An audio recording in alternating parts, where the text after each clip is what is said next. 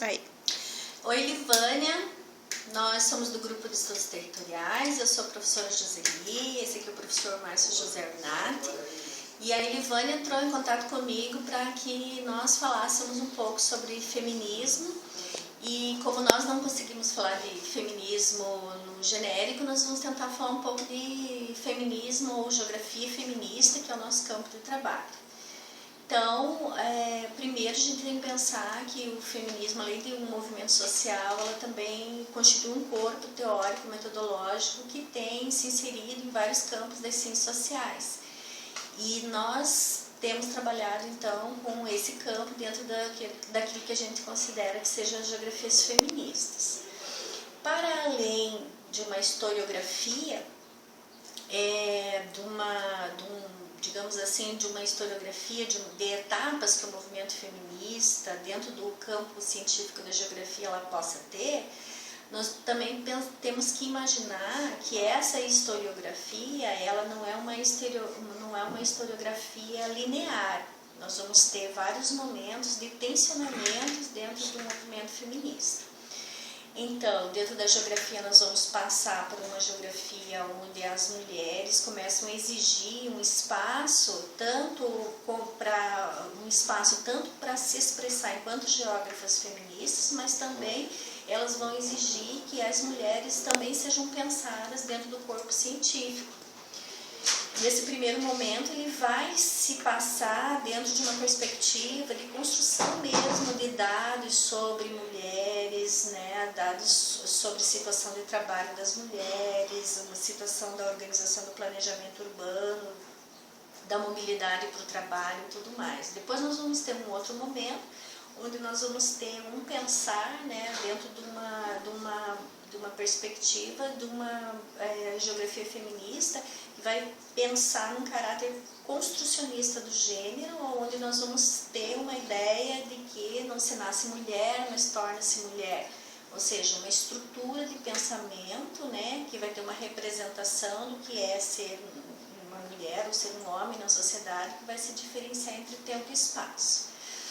Mas nós vamos ter um movimento interno também, né, que alguns grupos não vão se sentir representados dentro das geografias feministas, que vão ser grupos de mulheres negras, grupos de mulheres lésbicas e aquelas que não correspondiam a um padrão, né, um padrão burguês do movimento feminista branco, né, estereotipado pela dona de casa branca ou mulher branca trabalhadora dona de casa. E aí nós vamos ter um movimento negro dentro do feminismo, exigindo que o feminismo branco olhasse para a realidade dessas mulheres negras, que tinha uma realidade muito diferente das mulheres brancas, e nós vamos ter também uma perspectiva de sexualidades que vai emergir dentro desse movimento.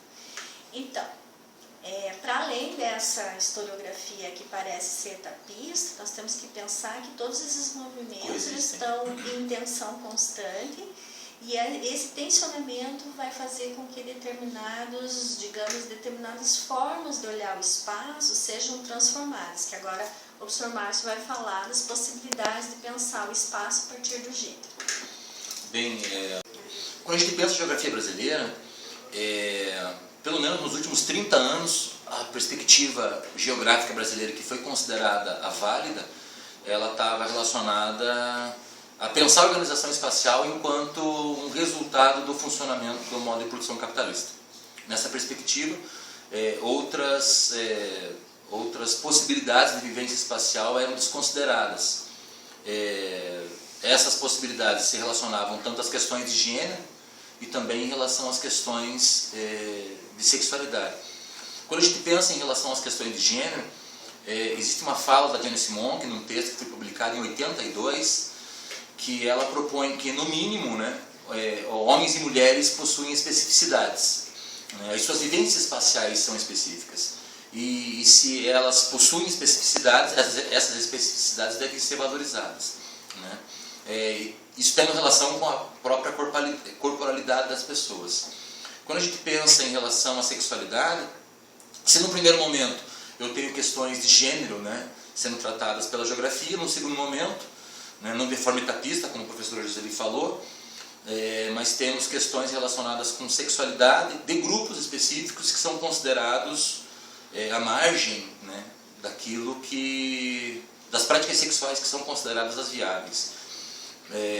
Quando a gente pensa em relação à sexualidade, a gente deve levar em consideração que a sexualidade tida como anormal, ela se refere à heterossexualidade. A sexualidade tida como anormal, então, se refere à heterossexualidade, né, e as pessoas que não correspondem com essa linearidade entre sexo, gênero e desejo, elas vão viver um conjunto de exclusões sociais e interdições espaciais, ou seja,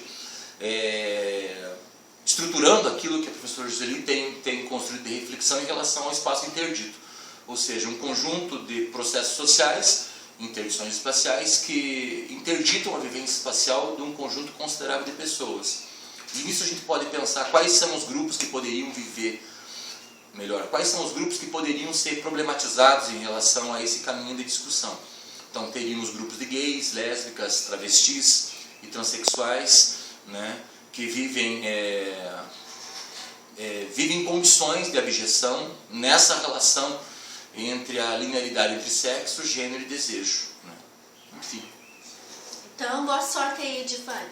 Boa sorte, um abraço para você.